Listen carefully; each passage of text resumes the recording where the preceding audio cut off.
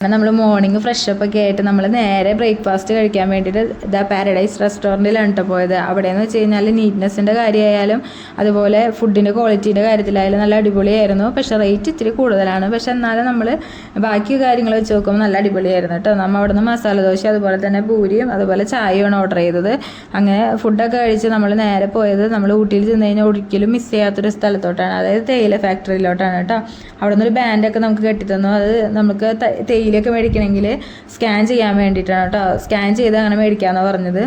അങ്ങനെ നമ്മൾ അകത്ത് കയറി കഴിഞ്ഞപ്പോൾ നമ്മുടെ തേയില ഓരോ മെഷീനിലൂടെ അങ്ങനെ പോയിട്ട് പ്രോസസ്സ് ചെയ്ത് ലാസ്റ്റ് ഡ്രൈ ആയിട്ട് തേയിലയായിട്ട് വരുന്ന ഓരോ പ്രോസസ്സുകളൊക്കെ നമുക്ക് ഇങ്ങനെ കാണാൻ പറ്റി. അതുപോലെ തന്നെ അതിൻ്റെ ഒറിജിനെ കുറിച്ചുള്ള കാര്യങ്ങൾ, ടീ എങ്ങനെയാണ് ഉണ്ടായതെന്നുള്ളതിൻ്റെ കാര്യങ്ങളൊക്കെ നമുക്ക് അതിലവിടെ എഴുതി വെച്ചിട്ടുണ്ടാവും. നമുക്കതങ്ങനെ വായിച്ച് നോക്കാനൊക്കെ പറ്റും കേട്ടോ. എൻ്റെ ചേട്ടൻ അതിനെക്കുറിച്ചുള്ള ക്ലാസ് തന്നെ ഞങ്ങൾക്ക് എടുത്തു തന്നു. അങ്ങനെ നമ്മൾ ലാസ്റ്റ് എല്ലാം കണ്ട് നമ്മൾ ലാസ്റ്റ് ഇറങ്ങിക്കഴിയുമ്പോൾ അവർ നമുക്കായിട്ട് ഓരോ ഗ്ലാസ് ചായ തരും. അങ്ങനെ ആ ചായയൊക്കെ കുടിച്ച് പിന്നെ ഞങ്ങൾ നേരെ ഇറങ്ങി ചെല്ലുമ്പോൾ നമുക്ക് ചായ മേടിക്കാനുള്ളൊരു കൗണ്ടറാണ് കേട്ടോ കണ്ടത്.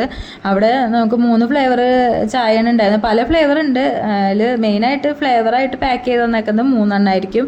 അത് 220 രൂപയാണ് കേട്ടോ അതിൻ്റെ ഒരെണ്ണത്തിൻ്റെ റേറ്റ് വരുന്നത്. അങ്ങനെ ഞങ്ങൾ ചോക്ലേറ്റിൻ്റെ അതുപോലെ ഏലക്കയുടെയും അങ്ങനെ 4 എണ്ണം മേടിച്ചു കേട്ടോ. അത് കഴിഞ്ഞ് നമ്മൾ പിന്നെ നേരെ ഇറങ്ങിയിട്ട് നമ്മൾ ചെന്ന് കഴിഞ്ഞപ്പോൾ നമുക്ക് ഡ്രൈവർ നമ്മളെ കൊണ്ടുപോയത് ഒരു സൂപ്പർ മാർക്കറ്റ് കേട്ടോ.